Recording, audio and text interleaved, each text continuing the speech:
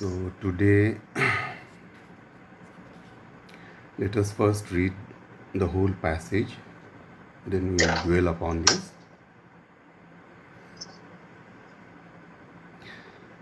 Even when we fail to look into our souls or lie embedded in earthly consciousness, the sound is still coming.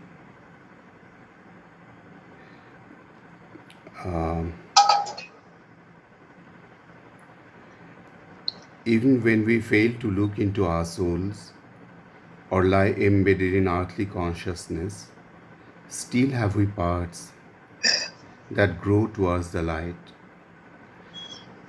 Yet are there luminous tracts and heaven serene, and Eldorados of splendor and ecstasy, and temples to the Godhead none can see. A shapeless memory lingers in us still, and sometimes, when our sight is turned within, earth's ignorant veil is lifted from our eyes. There is a short, miraculous escape. This narrow fringe of clamped experience we leave behind, mated to us as life. Our little works are insufficient reach. Our souls can visit in great lonely hours, still regions of imperishable light, all-seeing eagle peaks of silent power, and moon-flame oceans of swift, fathomless bliss, and calm immensities of spirit space. In the unfolding process of the self, sometimes the inexpressible mystery elects a human vessel of descent. A breath comes down from a supernal air. A presence is born, a guiding light awakes. A stillness falls upon the instruments, fixed, motionless, like a marble monument. Stone calm, the body is a pedestal, supporting a figure of eternal peace.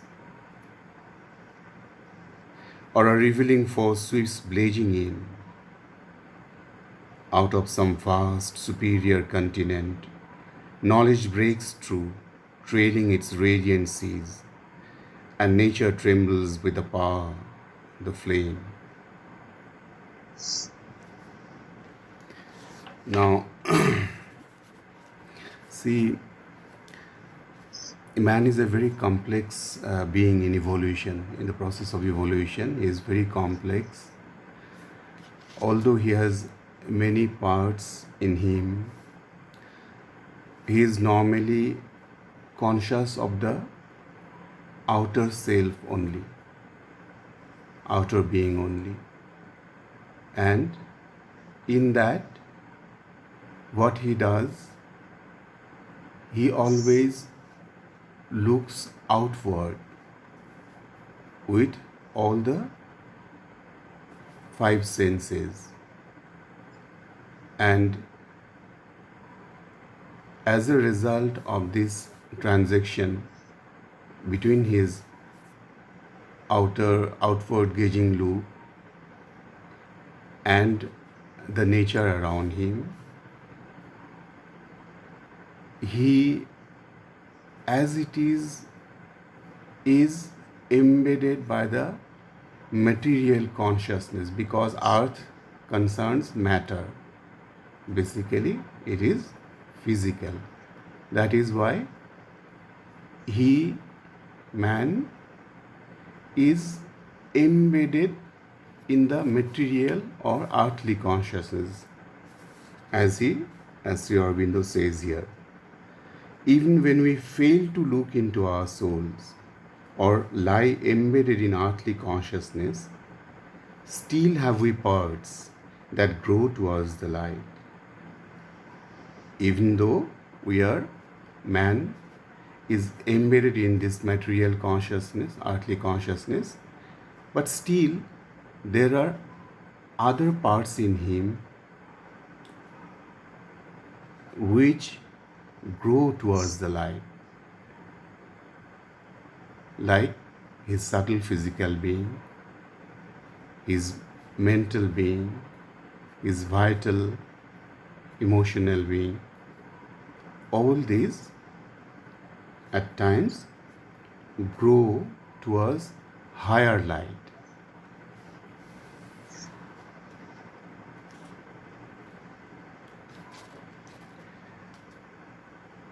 And again he says,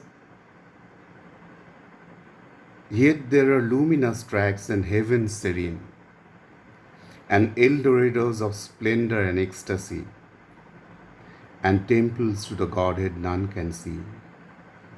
Although we are, as man, we are embedded in this earthly consciousness, but there are Eldorados of splendor and ecstasy. There are luminous tracks and heaven serene, and Eldorados of splendor and ecstasy, and temples to the Godhead none can see.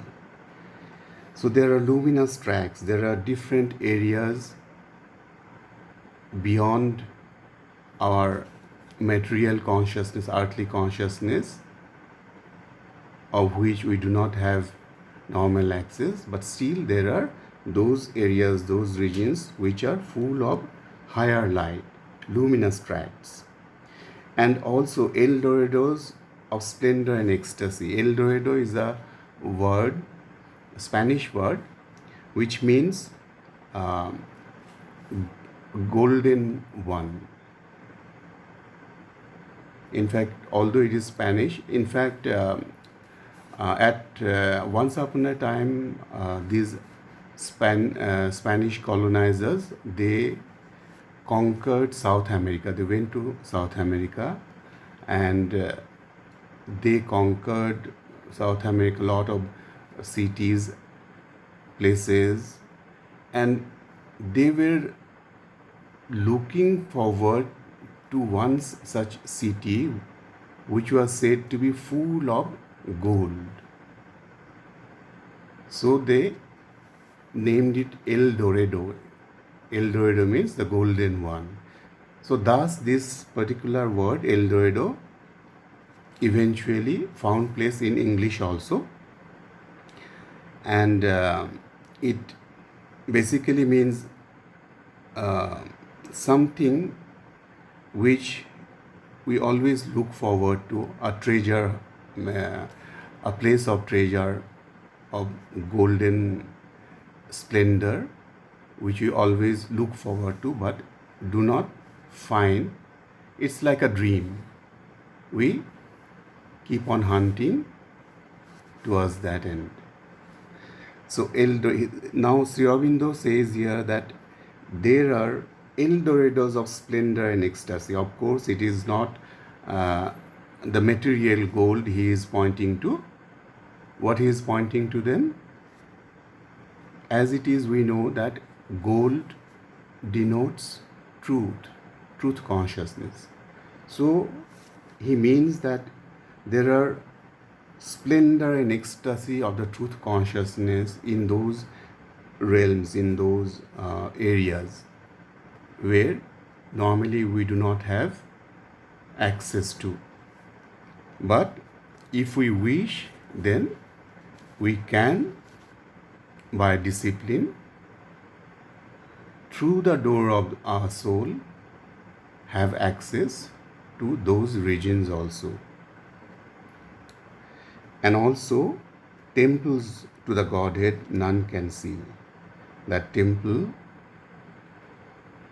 there are temples also to the Godhead none can see, and the Godhead who is here within us is the soul, the divine portion in us, in human being.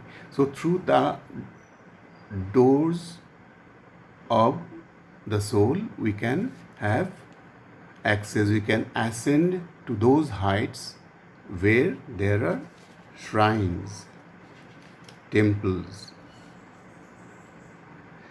A shapeless memory lingers in us still, and sometimes, when our sight is turned within, Earth's ignorant veil is lifted from our eyes. There is a short, miraculous escape. Deep within us, there remains a shapeless memory. Shapeless because it doesn't have a distinct form. But it remains there and doesn't go away, lingers. And he says, when our sight is turned within, then the ignorant veil is lifted from our eyes, and there is a short, miraculous escape. In fact, we suppose what he is meaning here is a psychic memory. The shapeless memory means the psychic memory.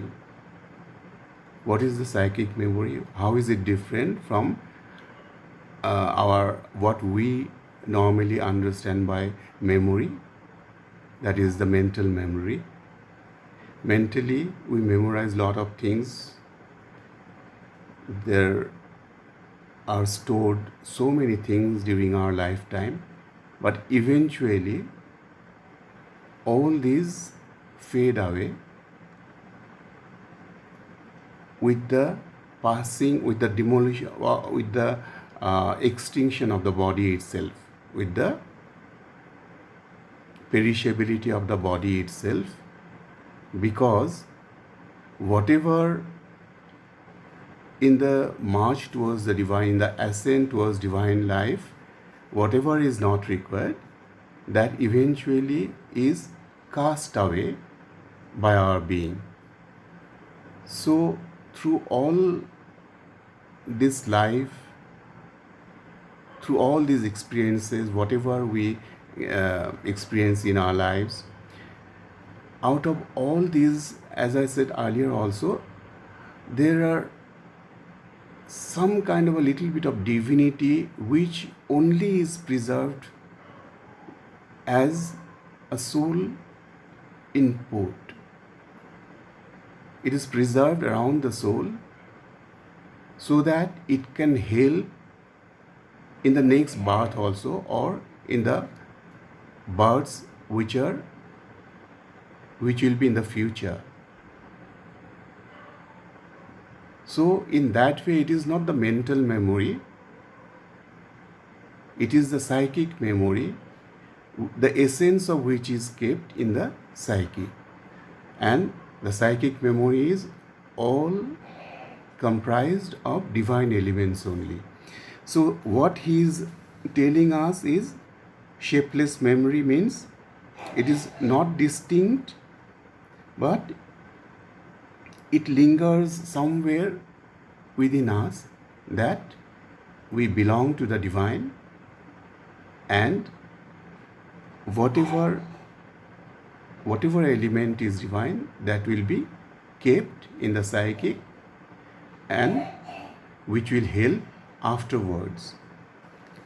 So it knows Earth's ignorant veil is lifted from our eyes, and there is a short, miraculous escape.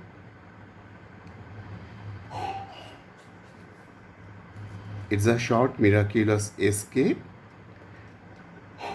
into freedom, into clear sight.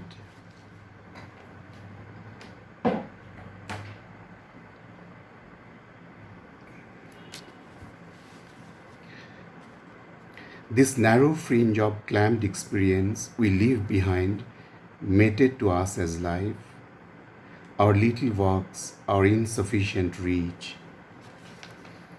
We leave behind this limited life experience that is measured to us. It is mated to us, it is given to us in small doses. All these life experiences are given to us in small doses. And that much only which we can receive. And it is he also says that it is clamped.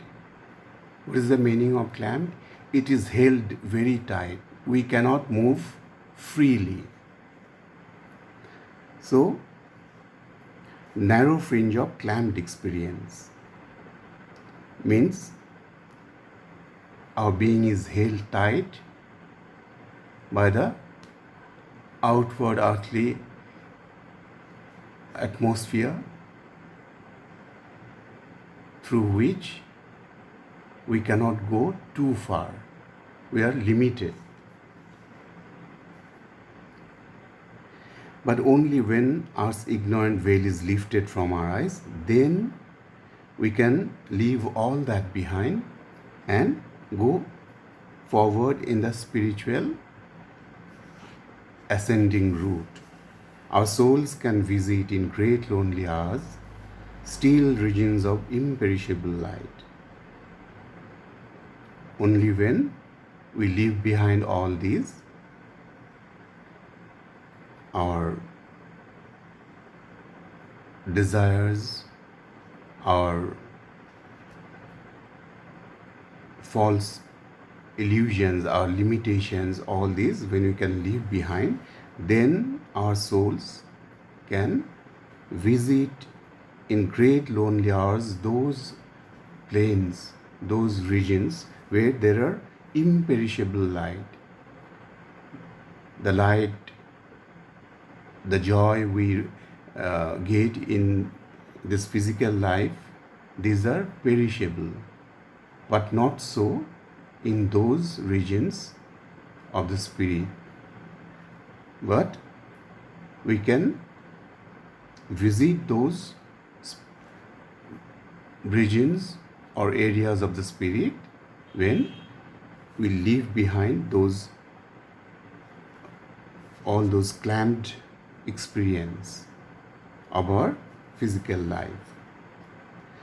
All-seeing eagle peaks of silent power and moon-flame oceans of swift fathomless bliss and calm immensities of spirit space.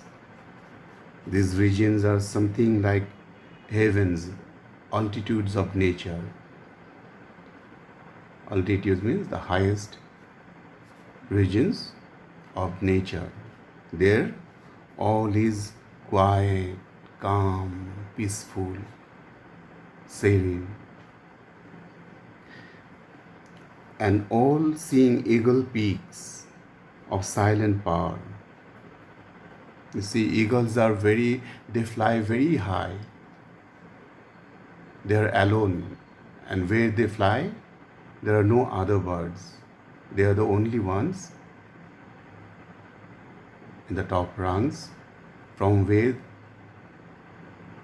they see everything, the whole picture down below. And also moon flame. You see, moon is associated with calmness, serenity in Indian tradition. So, and moon flame oceans of swift fathomless bliss and calm immensities of the spirit space. So all these can be found there in those heights where there is light, higher light, which does not perish. Then moon flame oceans, the depths are so deep but very quiet and calm as it is. So all these could be found there. In the unfolding process of the self, sometimes the inexpressible mystery elects a human vessel of descent. When we evolve, when we human beings evolve gradually through different experiences, through different lives, then in the unfolding of the spirit slowly blooms and reigns over our frontal personality consisting of mind, our emotions, and all that. So gradually it takes the whole being, and in the unfolding process of the self, an inexpressible mystery. Sometimes the inexpressible mystery elects a human vessel of descent. Then that inexpressible mystery is what? The divine. He elects a human vessel. Elects means choose. He chooses a human vessel to descend and work through him in the manifestation. And it happens to each one of us, of course, in different times according to the stage of the evolution of the soul. A breath then comes down from a supernal air. A presence is born. A guiding light awakes. A stillness falls upon the instruments, fixed, motionless like a marble monument, stone calm. The body is a pedestal supporting a figure of eternal peace. And thus a breath of life comes down from the supernal air, from the heavenly region of the one who is the soul of everything, the oversoul, that is the divine. His breath comes down and takes possession. A presence is then born in us, in human being. A guiding light awakes. Then everything in the human vessel becomes quiet, calm, still, and in that stone calm, still state of the human being, the body becomes a pedestal, a base on which the divine can pour his divinity, can manifest. Or a revealing force sweeps blazing in out of some vast superior continent. Knowledge breaks through, trailing its radiant seas, and nature trembles with the power, the flame. A force, then, which gives knowledge, pours into the human vessel,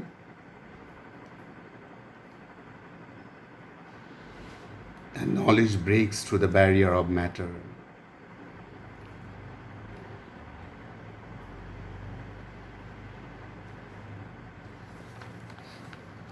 A great personality sometimes possesses us, which yet we know is ours, or we adore the master of our souls. Sometimes a great personality possesses us, and we know that it is deep within us, the soul, and we adore the master of our souls. Who is the master of our soul? The divine, putting a portion of his divinity as a representative of him in each one of us. So then what happens? Then the small bodily ego thins and falls, no more insisting on its separate self, losing the punctilio of its separate birth.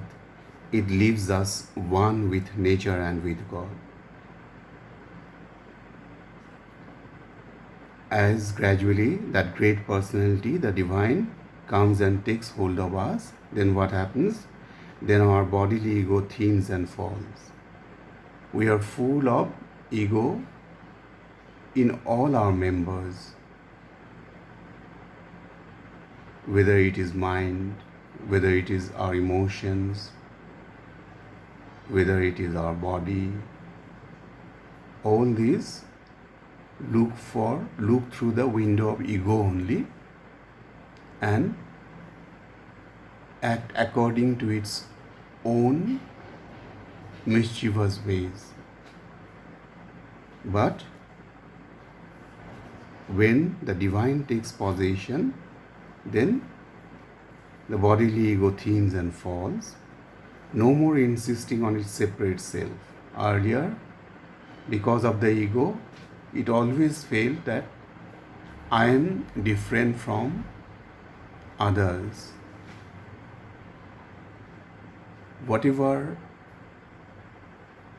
I come into contact with, all other people, I see everything as other than me. But when slowly the divine afflatus descends into us, the divine force takes possession of us, then we realize that we are not a separate self, but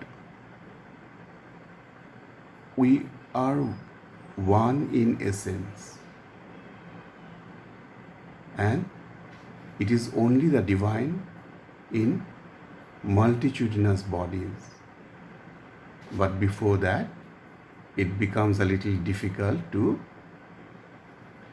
think that it is so.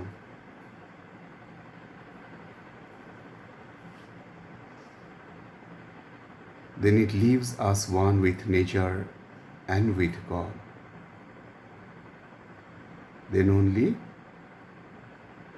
our outer nature, of which we are a part, the lower nature then it becomes one with God, that is the higher nature, Paraprakriti. So this much for today. You see, Savitri is such a beautiful poem, not only a poem, it is a spiritual marvel which has been left for us by our Lord. Although in different times in the annals of history, humanity has been given those higher knowledge, wisdom through different scriptures. We have heard, we have gone through some of them right from starting from Veda, through Upanishad, Gita and all.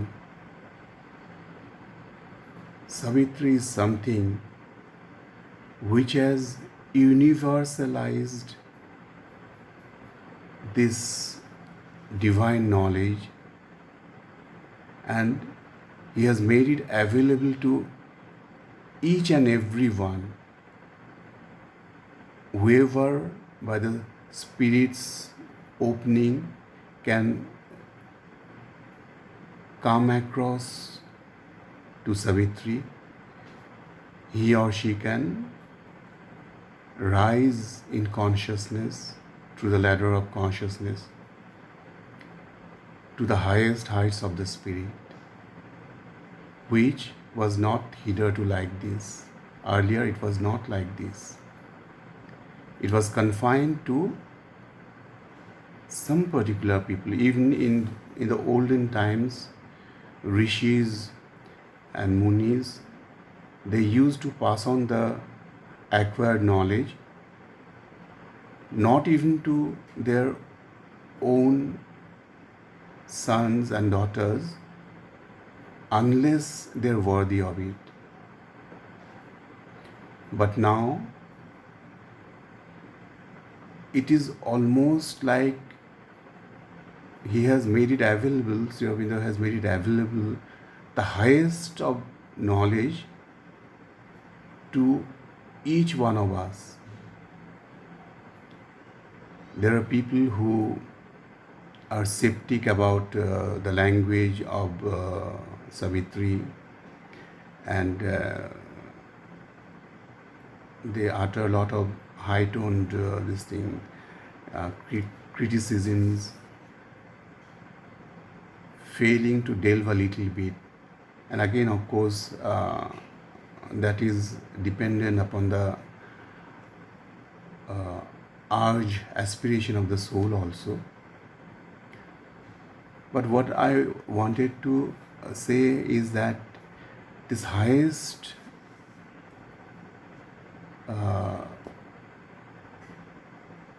scripture knowledge which is contained in this book, Savitri, is open to all. Whoever has some kind of an aspiration can come into contact with it, and through it, if one reads with aspiration high in his or her heart, then eventually there is nothing, no power that can stop one from going to the pinnacle of the spirit. That is what the Mother herself has said. Even if one doesn't do yoga, even only through Savitri, one can ascend to the heights, the highest heights of spirit. Of course, it has to be a conscious aspiration for transformation of our whole being. And for that, what else do we need when the Mother is there? Because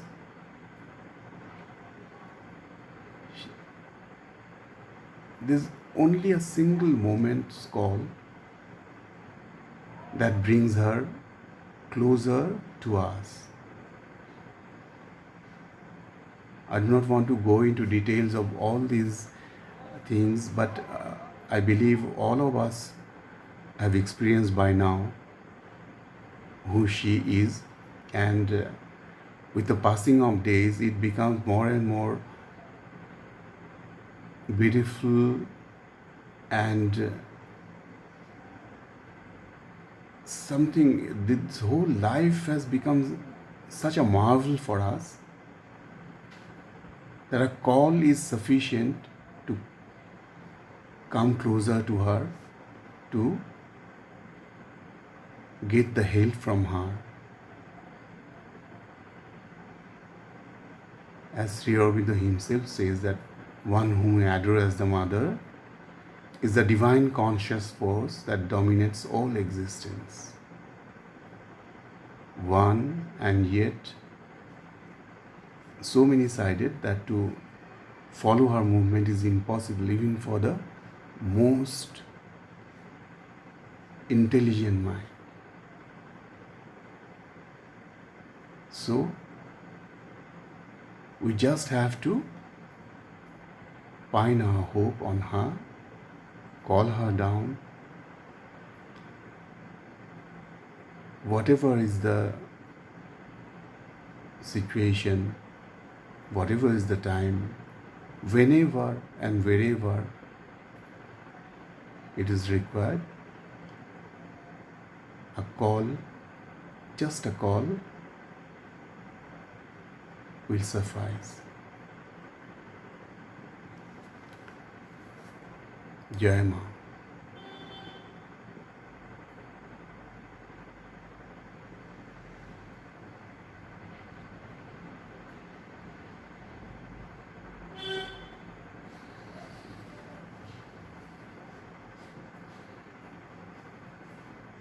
If you want to ask something, please.